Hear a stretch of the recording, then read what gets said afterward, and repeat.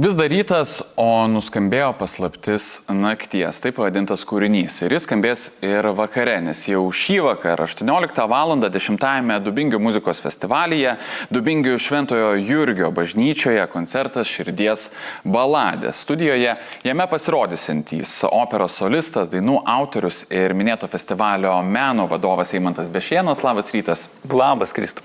Ir kompozitorius, muzikos prodiuseris, aranžuotojas, gitaristas ir dainininkas Robertas Semeniukas. Labas rytas. Labą rytą.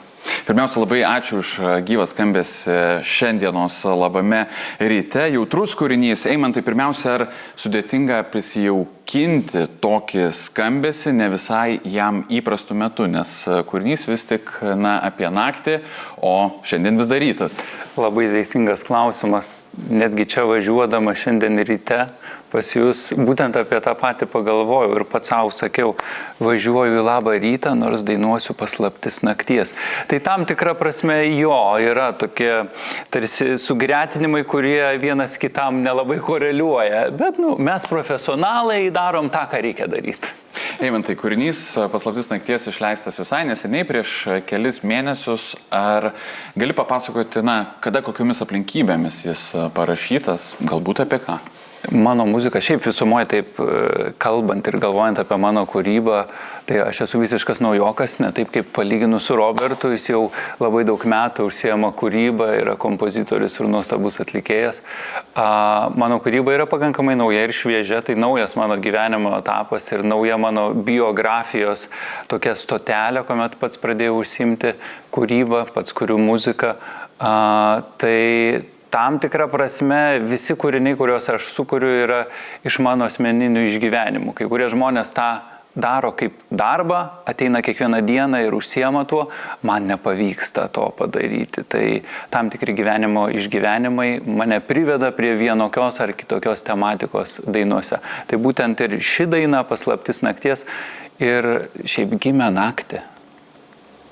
Ar lengva daug savęs investuoti ir savo potyrių į kūrybą? Suprantu, kad kitaip neįmanoma, bet jeigu išgyvenimai sudėtingi, tai turbūt ir kūriniai ne visada galbūt lengvai pačiam jų atlikėjų yra juntami. Labai teisingas vėlgi pastebėjimas, nes mano visi kūriniai yra tokie, nesakyčiau, kad labai jau teigiamos emocijos, yra tų tokių dramatiškų netgi akimirkų dainuose, daugelis mano kūrinių, daugelis 3.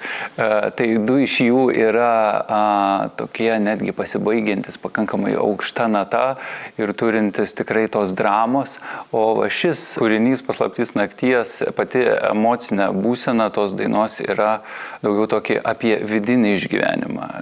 Žmogus pats gyvendamas ir patirdamas tam tikrus gyvenimiškus dalykus, kiekvieną dieną, diena iš dienos, turi tam tikrus išgyvenimus. Tai ir būtent tarsi ir kartojos tas pats apie tą patį, bet ta visa daina ir turi tą tokį mūsų rutininį gyvenimą ir klausimą.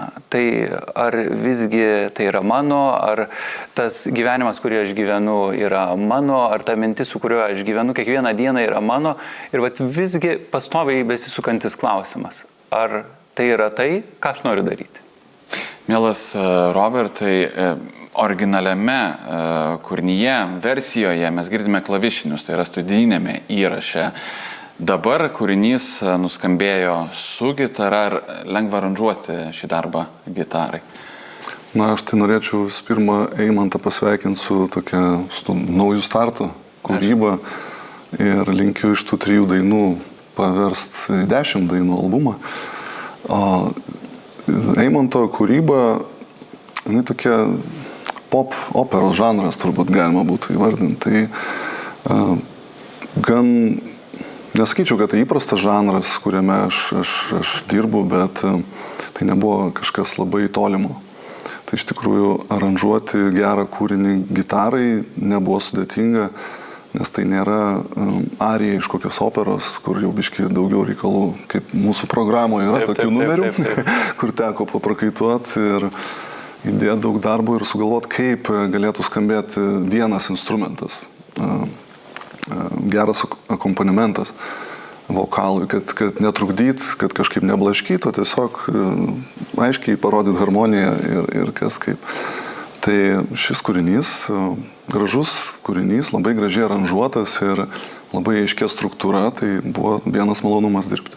O apskritai laviruoti tarp skirtingų žanrų labai sudėtinga, nes, be jokios abejonės, grupė Žalvarinis, Marijonas Mikutavičius, greta štai grojimas, greta tokios, kaip paminėjote, pop, operos, baladės, atrodo, tuos tam tikrus pavydalus reikia keisti nuolat. Ar tai yra sunku, ar viskas muzikos profesionalume ir atlikime slypi?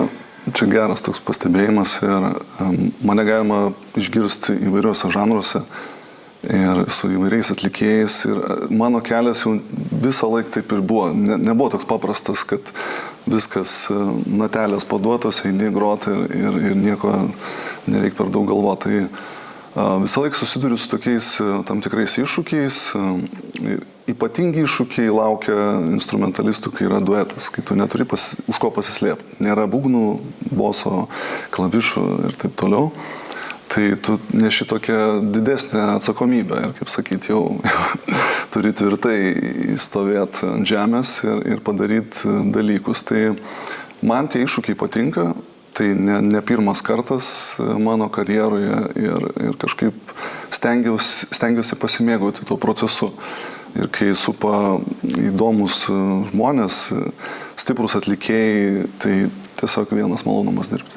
Tikrai nesuslėpsite šį vakarą 18 val. Dubingių Šventojo Jurgio bažnyčioje, koncertas Širdies baladės. Robertas jau užsiminė trumpai, bet Eimantai, ko galima tikėti? Suprantu, kad programa labai įvairi. Taip, kaip tu ir mane pristatei, kad tarsi aš esu operos solistas ir reikėtų vien tik tai bazuotis ir mintį palikti būtent šiame žanre, kad viskas yra tik klasikinė muzika, bet šį kartą klausytojas išgirs anaiptol visai kitokį žanrą, prie kurio galbūt net žmonės nėra iki galo įpratę mano atžvilgiu, nes mano pavardė greičiausiai žmonės dažnu atveju akcentuoja ties klasikinę muziką. Tai mes išgirsime ir pop dainų, išgirsime ir estrados senosios, išgirsime netgi Algimanto Raudonikio vieną iš gražiausių dainų, kuri šiaip nėra švelnumas. Daugelis žmonių akcentuoja, kad Algimantas Raudonikis parašė tik tai švelnumą. Ne velnio. Yra labai daug gražių jo parašytų dainų. Tai mes dar išgirsime ir ištraukas iš miuziklų.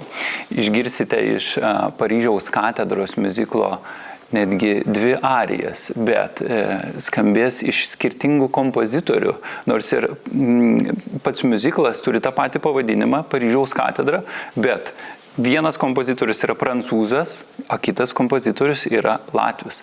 Tai galbūt net pats Robertas galėtų užsiminti apie tą latviškąją versiją, nors dainuoju lietuviškai.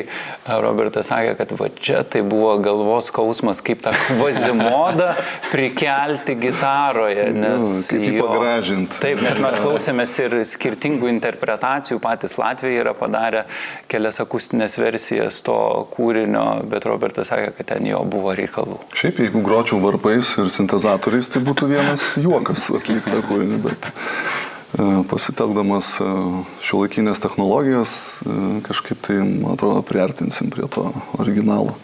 Labai trumpai, prieš šį vakarą, Robertai, ką norite koncerto klausytojams perduoti, palinkėti ir gal ne tik jiems, gal dar kam nors? Tai klausytojams linkiu klausytis geros muzikos kokybiškos, užsukti į Dubingių muzikos festivalį ir norėčiau perduoti linkėjimus savo dukrytei. Siunčiame linkėjimus, kviečiame be jokios abejonės į koncertą šį vakarą 18 val. Dubingių Šventojo Jurgio bažnyčioje, Dubingių muzikos festivalyje, koncertas Širdies baladės. O jame puikus tandemas Eimantas Bešėnas ir Robertas Semeniukas. Likite kartu su LRT televizija.